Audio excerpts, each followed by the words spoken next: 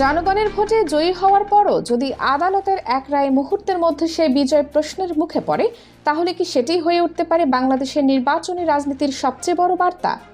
আদালত, নির্বাচন কমিশন, নির্বাচনী আইন এবং রাজনৈতিক বাস্তবতা সব মিলিয়ে চট্টগ্রামের সীতাকুণ্ড ৪ আসনকে ঘিরে এখন তৈরি হয়েছে ব্যাপক আলোচনা।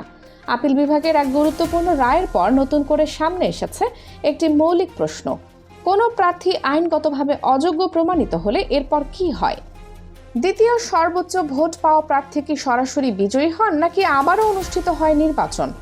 আজকের পর্বে আমরা আদালতের রায়, বিদ্যমান আইন, অতীতের নজির এবং বিভিন্ন পক্ষের বক্তব্যের আলোকে পুরো বিষয়টি সহজ ভাষায় বিশ্লেষণ করব। সম্প্রতি দেশের রাজনৈতিক অঙ্গনে আলোচনার কেন্দ্রবিন্দুতে উঠে এসেছে সীতাকুণ্ড ৪ আসনের নির্বাচনী বিরোধ। আপিল বিভাগ বিএনপির প্রার্থী আসলাম চৌধুরীর প্রার্থিতা বাতিলের রায় দিয়েছে। এই মামলায় আদালতে জামায়াতে ইসলামীর পক্ষে শুনানিতে অংশ নেন আইনজীবী অ্যাডভোকেট শিশির মোহাম্মদ মনির। দীর্ঘ শুনানিতে তিনি নির্বাচনী আইন, সংবিধানের বিভিন্ন দিক এবং মামলার প্রাসঙ্গিক বিষয়গুলো আদালতের সামনে তুলে ধরেন। অপরদিকে আসলাম চৌধুরীর পক্ষ থেকেও আইনজীবীরা নিজেদের যুক্তি উপস্থাপন করেন। সব পক্ষের বক্তব্য এবং নথিপত্র বিবেচনা করে আপিল বিভাগ তাদের সিদ্ধান্ত প্রদান করে। আইন বিশেষজ্ঞরা বলছেন, আদালতের রায় মূলত তথ্য, প্রমাণ এবং প্রচলিত আইনের ভিত্তিতেই দেওয়া হয়। কোনো মামলায় রাজনৈতিক পরিচয় নয়, বরং সংশ্লিষ্ট আইন ও প্রমাণই আদালতের সিদ্ধান্তে সবচেয়ে গুরুত্বপূর্ণ ভূমিকা পালন করে। এ কারণেই নির্বাচনী বিরোধের মামলাগুলো সাধারণ রাজনৈতিক বিতর্কের তুলনায় সম্পূর্ণ ভিন্নভাবে বিচার করা হয়। এই রায়ের পর এখন সবচেয়ে বেশি আলোচিত প্রশ্ন হলো, সীতাকুণ্ড ৪ আসনের পরবর্তী আইনি অবস্থান কি হবে? নির্বাচন কমিশন কি দ্বিতীয় সর্বোচ্চ ভোট পাওয়া প্রার্থীকে বিজয়ী ঘোষণা করবে, নাকি নতুন নির্বাচন অনুষ্ঠিত হবে? এই প্রশ্নের উত্তর খুঁজতে গেলে ফিরে দেখতে হয় বাংলাদেশের নির্বাচনী ইতিহাসের একটি গুরুত্বপূর্ণ নজির। ২০০৮ সালে নবম জাতীয় সংসদ নির্বাচনে টাঙ্গাইল ৫ আসনে জাতীয় পার্টির প্রার্থী আবুল কাশেম বিজয়ী হন। পরে তার বিরুদ্ধে অভিযোগ ওঠে যে মনোনয়নপত্র জমা দেওয়ার সময় তিনি ঋণ সংক্রান্ত আইনগত জটিলতায় ছিলেন এবং নির্বাচন করার যোগ্যতা নিয়ে প্রশ্ন ছিল। বিষয়টি নির্বাচনী ট্রাইব্যুনাল, হাইকোর্ট এবং পরে আপিল বিভাগ পর্যন্ত গড়ায়।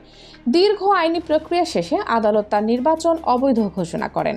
একই সঙ্গে নির্বাচন কমিশনকে দ্বিতীয় সর্বোচ্চ ভোট পাওয়া বিএনপির প্রার্থী মাহমুদুল হাসানকে সংসদ সদস্য হিসেবে ঘোষণা করার নির্দেশ দেওয়া হয়।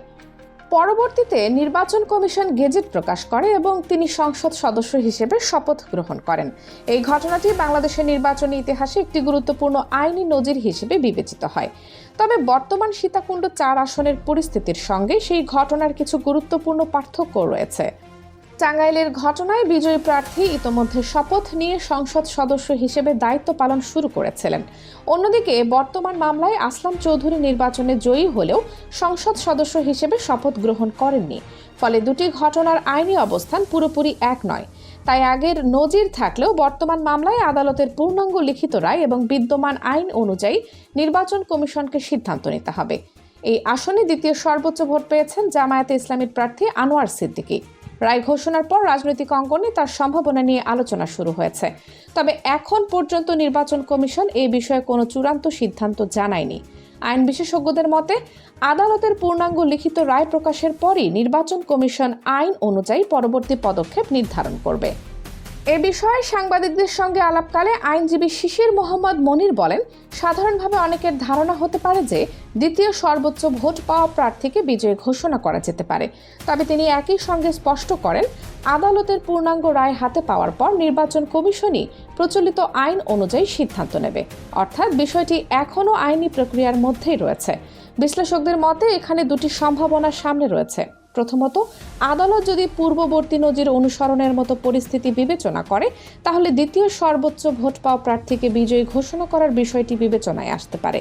দ্বিতীয়ত, যদি আদালতের রায় এবং আইনি ব্যাখ্যা অনুযায়ী নতুন নির্বাচন প্রয়োজন হয়, তাহলে নির্বাচন কমিশন পুনর্নির্বাচনের উদ্যোগও নিতে পারে। কোন পথ অনুসরণ করা হবে সেটি নির্ভর করবে আদালতের পূর্ণাঙ্গ রায় এবং নির্বাচন কমিশনের আইনি ব্যাখ্যার উপর। এদিকে ঋণ সংক্রান্ত অভিযোগকে কেন্দ্র করে চট্টগ্রামের আরও একটি আসন নিয়েও আলোচনা রয়েছে। বিভিন্ন গণমাধ্যমে প্রকাশিত তথ্য অনুযায়ী সংশ্লিষ্ট আইনি প্রক্রিয়া এখনও চলমান এবং সেই আসনের ক্ষেত্রেও আদালত ও নির্বাচন কমিশনের সিদ্ধান্তের অপেক্ষা রয়েছে। ফলে দুটি আসনের বিষয়ে চূড়ান্ত সিদ্ধান্ত এখনও আসেনি। পুরো ঘটনাটি আবারও মনে করিয়ে দিয়েছে যে গণতান্ত্রিক ব্যবস্থায় নির্বাচন যেমন গুরুত্বপূর্ণ, তেমনি গুরুত্বপূর্ণ নির্বাচনী আইনের যথাযথ প্রয়োগ। জনগণের ভোটে নির্বাচিত হওয়া অবশ্যই বড় অর্জন, কিন্তু সেই নির্বাচনের বৈধতা নিয়ে আদালতে প্রশ্ন উঠলে শেষ সিদ্ধান্ত আসে বিচারিক প্রক্রিয়ার মাধ্যমে। আদালতের রায়, নির্বাচন কমিশনের ভূমিকা এবং সংবিধানের বিধান, এই তিনটি বিষয় মিলে নির্ধারণ হয় নির্বাচনের চূড়ান্ত ফলাফল। এখন দেশের রাজনৈতিক অঙ্গন এবং সাধারণ মানুষের দৃষ্টি নির্বাচন কমিশনের পরবর্তী পদক্ষেপের দিকে। আপিল বিভাগের পূর্ণাঙ্গ লিখিত রায় প্রকাশের পর কমিশন কী সিদ্ধান্ত নেয় সেটি নির্ধারণ করবে সীতাকুণ্ড ৪ আসনের ভবিষ্যৎ। দ্বিতীয় সর্বোচ্চ ভোট পাওয়া প্রার্থীকে গেজেট প্রকাশ করে বিজয়ী ঘোষণা করা হবে, নাকি ভোটারদের আবারও ভোট কেন্দ্রে যেতে হবে, এই প্রশ্নের উত্তর সময় দেবে। একটি বিষয় স্পষ্ট, এই ঘটনা শুধু একটি আসনের নির্বাচনকে নয়, বাংলাদেশের নির্বাচনী আইন, বিচারিক প্রক্রিয়া এবং গণতান্ত্রিক ব্যবস্থার কার্যকারিতা নিয়েও নতুন করে আলোচনা শুরু করেছে। আদালতের রায় চূড়ান্ত ব্যাখ্যা এবং নির্বাচন কমিশনের সিদ্ধান্তের উপর নির্ভর করবে পরবর্তী রাজনৈতিক ও আইনি পরিস্থিতি। তাই এখন সবচেয়ে গুরুত্বপূর্ণ বিষয় হলো পূর্ণাঙ্গ রায় প্রকাশ এবং সেই অনুযায়ী আইনসম্মত সিদ্ধান্ত বাস্তবায়ন। এর আগে কোনো সম্ভাবনাকে নিশ্চিত বলে ধরে নেওয়ার সুযোগ নেই। গণতন্ত্রে শেষ কথা বলে আইন, আর সেই আইনের ব্যাখ্যা ও প্রয়োগের দায়িত্ব সংশ্লিষ্ট সাংবিধানিক প্রতিষ্ঠানগুলোর উপরেই ন্যস্ত। কানিজ ফাতেমা সোমা, 0 টিভি।